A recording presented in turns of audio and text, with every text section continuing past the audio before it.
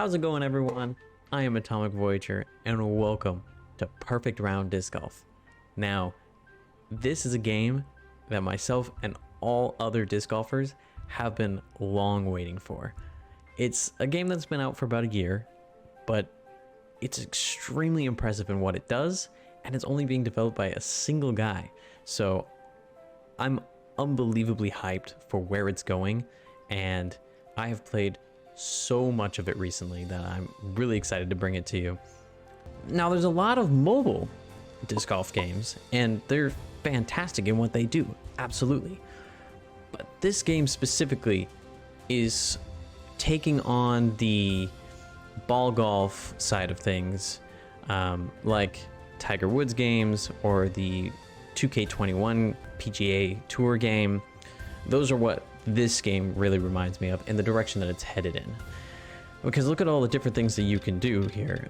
You've got skills for your character, which like you can see, I've been playing plenty of this to get it down, but also I've just been kind of addicted to it, to be honest.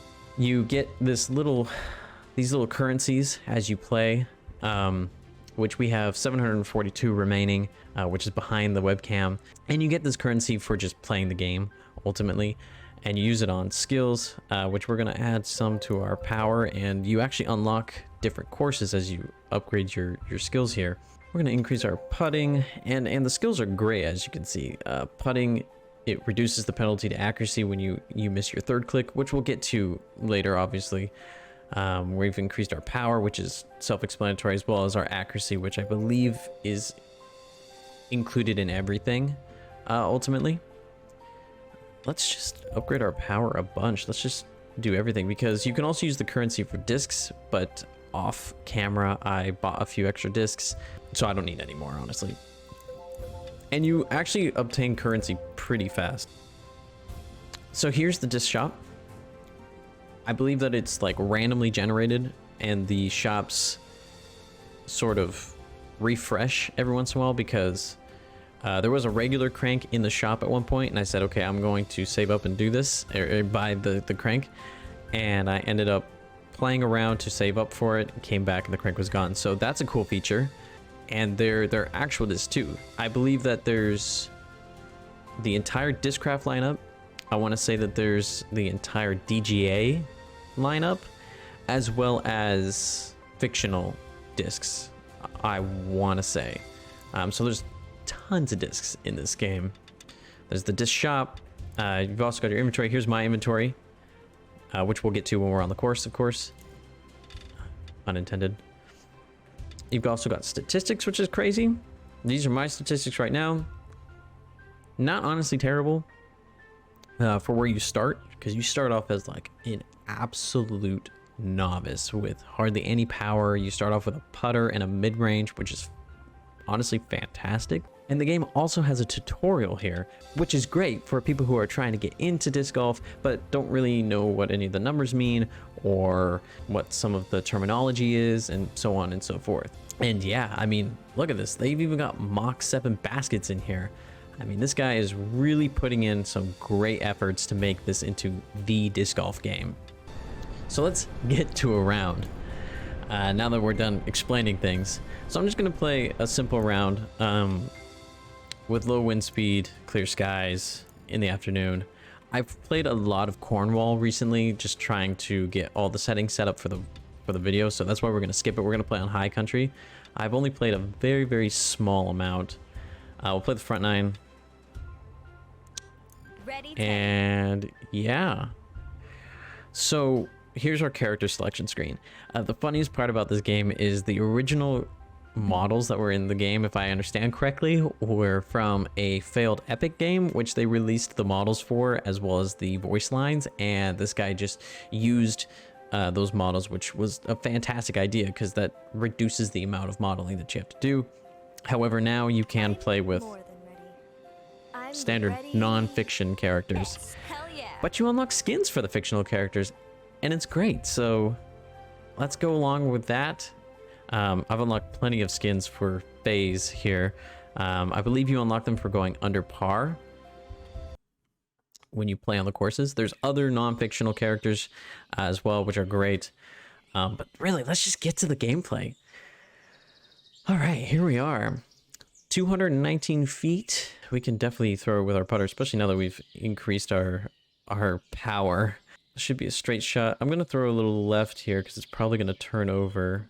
Probably not a max power shot, but as you can see there at the bottom, that's where the multiple clicks comes from, is from power and accuracy. So once you're within the circle here, it'll automatically put you into putting, and we can putt this 25-foot putt fairly easily. We don't need any max power on this putt. Boom, we hit our line, and we are in for birdie. It's a good starting bird for the round. So I'll sort of show you here. In this circle at the bottom, it's going to go around counterclockwise. That's how much power you're going to use in the throw. And then when you click again, it's going to go clockwise. And you're going to see that little yellow area there where the arrow is for the wind meter. It's going to narrow. And obviously the more power that you're going to want, the narrower your accuracy window is going to be.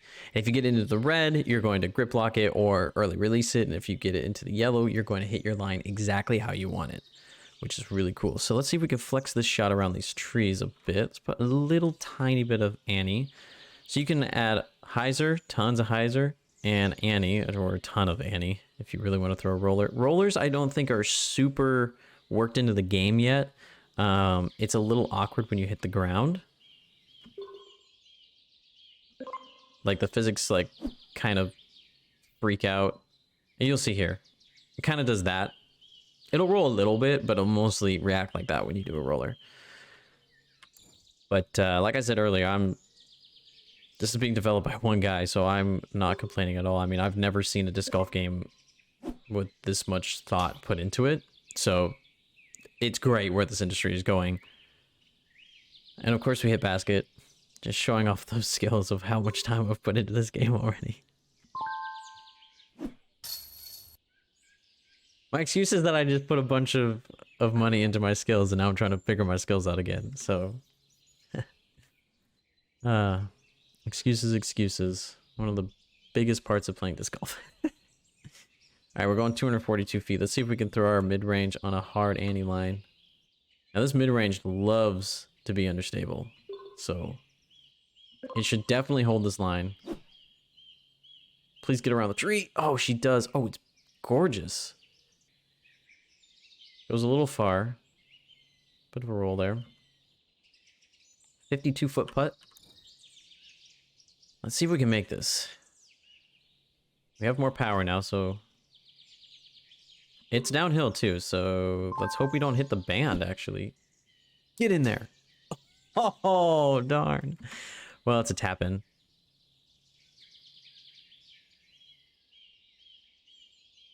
All right, after the chains have a small seizure. This sucks. Does it suck? Shut up. It's a par. I don't complain about pars. Pars are great, you know? Birdies are fantastic. Pars are okay. 265 feet. Let's throw the mid-range again. We'll put a bunch of hyzer on this because this bad boy loves to flip up. Missed our line a little bit of an early release. Ooh. Ah. It hits the tree. Okay. So a very cool feature is that you can actually lean. If you're behind an object, you can lean left, you can lean right, and it's even at the level of the character's feet won't go past the lie. So it actually follows disc golf ruling as well, which is super nice. All right, looks like it's a little bit below us. Let's throw straight at it and hopefully skip up onto that ridge there. Let's use the mountain to our advantage here. Oh, please stay up. Unfortunate. All right, 28-foot putt, but we're actually putting straight uphill, so I'm gonna put a little bit extra power behind this. Hopefully don't go over the basket. Ah. Not enough. And it's tap-in. It's good that they have the tap-in option as well. Because I feel like if you didn't, you would just... A bogue? We bogued that? Oh, that sucks. That's fine. That's fine. As long as we end under par, I think we're okay. 290 feet. Actually, since it's so downhill, I think we'll just throw the putter, honestly. Yeah. See if it'll flex out a little bit. Oh, this is beautiful. Oh, but it's not slowing down. A bit. It's a 50-foot putt. I think we can make this. We've come really close with our long putts. Oh. We hit basket again. So we know we need to aim a little higher than that. Sucks. Next time. There will be a next time. 439 feet. Nice. So now we can start to pull out the drivers. Now, I haven't thrown the Zeus yet, but I would say this is probably the best time. So we can use these things called power shots, but you only have a limited amount of them, which is really interesting. I don't know if maybe in the future you'll be able to get more by leveling your character. You usually don't go through 7 in a 9-hole anyways. But let's see, I haven't thrown the Zeus yet. The Zeus does like to fade a bit, so we'll put it on a small ante line. Hopefully hit this line here. We're a little off. It gets around. Oh, it's starting to fade. Oh, it's beautiful. That might be a park job. It's a little distant. It's probably about a 40-foot putt. 56-foot putt. All right. But it's downhill. 56-foot putt. I think we can make this.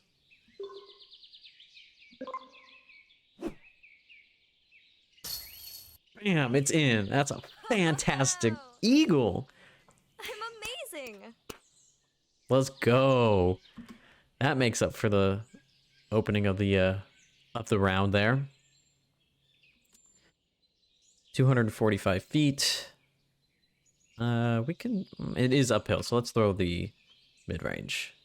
Let this thing sort of flex out a bit. I hope it makes it. I think it will. Miss our line just a hair. I think that's going to be okay. Oh, that's going to be ideal. Wow. And it's a tap-in bird. Par 4, 479 feet. I'd say we throw... Well, we're going to want to throw the Zeus again. That worked out really well. Oh, can we throw the big Simon line? Can we throw this huge Simon line? Let's see what happens, honestly. This is not built for for this line.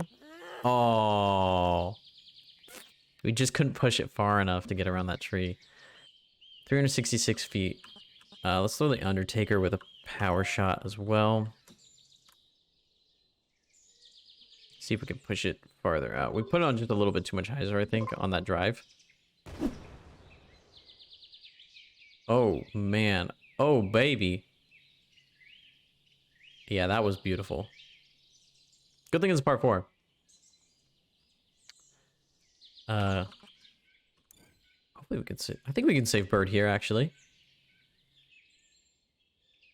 34 feet. Uphill. Yeah, I think this will go in. Ooh, let's hope we didn't hesitate too much.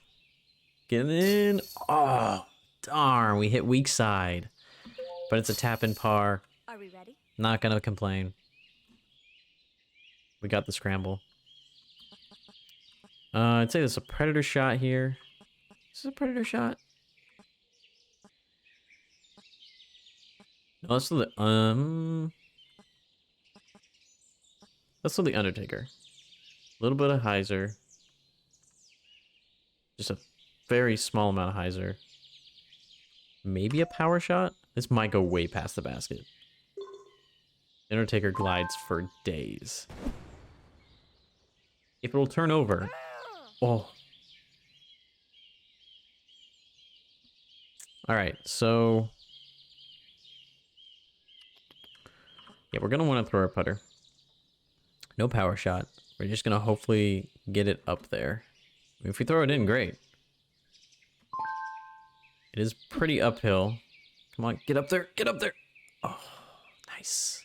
That's what we want. And a nice little putt for par. Parring on the last hole, not the worst thing you can do. Could be worse, especially with that. We did it. I mean, look at that. We got an eagle on this, plus a bogey, which kind of sucks. So we essentially played birdie par golf in the end. And yeah, that's Perfect Round Disc Golf. Thank you so much for watching. I had tons of fun playing. I hope you enjoyed it. And if you did, go ahead and hit that like button so that I know, and hit the subscribe button so that you can see more content in the future. But as always, I'll see you in the future. Bye now.